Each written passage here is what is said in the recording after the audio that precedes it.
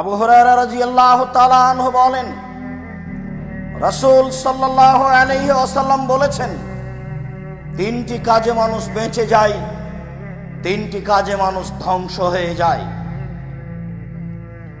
যে তিনটি কাজে বেঁচে যায় তার এক নম্বর কাজ হচ্ছে তাকওয়াল্লাহ ফি সিররি ওয়াল আলানিয়া, আল্লাহকে ভয় করা গোপনে, আল্লাহকে ভয় করা প্রকাশ্যে। আল্লাহকে ভয় করা গোপনে, আল্লাহকে ভয় করা প্রকাশ্যে।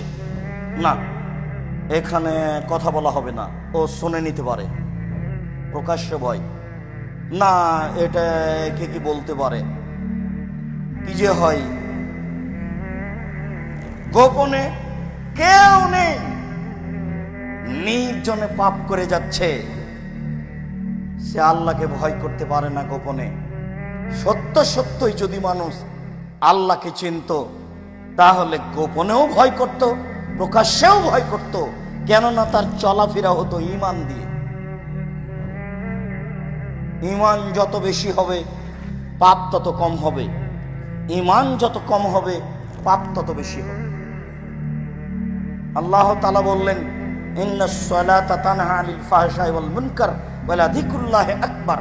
নিশ্চয় সালাত মানুষকে অশ্লীল কাজ থেকে দূরে রাখে। আল্লাহ তাআলা বলেন, নিশ্চয় সালাত মানুষকে পাপের কাজ থেকে, অপছন্দ কোথাও কর্ম থেকে দূরে রাখে। তো একটা মানুষ সালাতও আদায় করে, জেনাও করে, একটা মানুষ সালাতও আদায় করে, বিড়ি তামাক জর্দাও খায়, তাহলে এটা কি করে হলো? পাপও করে, সালাতও আদায় করে, এটা কেমন হয়ে গেল না? অথচ আল্লাহ তাআলা বলছেন, সালাত মানুষকে পাপ থেকে দূরে রাখে, অশ্লীল কাজ থেকে দূরে রাখে। হাজারো পুরুষ নারী জেনায় লিপ্ত আছে, সালাত আদায় করে। হাজারো পুরুষ নারী সুদ ঘুষ খায় আর সালাত আদায় করে। হাজারো নারী নগ্ন পথে চলে, তাহাজ্জুদ পড়ে। তাহলে কেমন হয়ে গেল? জি, সালাত আদায় করে বটে, কিন্তু ঈমান নেই। ঈমান দিয়ে পাপকে ঠেকানো যায়। যখন কেউ নেই তখন ঈমান দিয়ে পাপকে ঠেকানো যায়। ঈমান একটা জিনিস যা দিয়ে প্রকাশ্যে আল্লাহকে ভয় করা যায়, যা দিয়ে গোপনে আল্লাহকে ভয় করা যায়। ঈমান যত বেশি হবে পাপ তত কম হবে, ঈমান যত কম হবে পাপ তত বেশি হবে। যখনই সালাত আদায় করার পরে দেখবেন মিথ্যা কথা বললেন, না ঈমানের ঘাটতি আছে, একাই বলেন ব্যাপারটা কি, এটা বললাম কেন?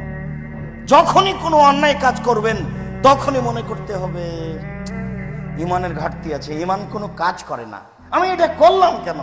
আমাকে তো এটা ঈমান দিয়ে ঠেকাতে হবে। এখানে থেকে আমার হাত ধরে টানবে না, না না না না, এটা করছো কেন, এইরকম তো হবে না।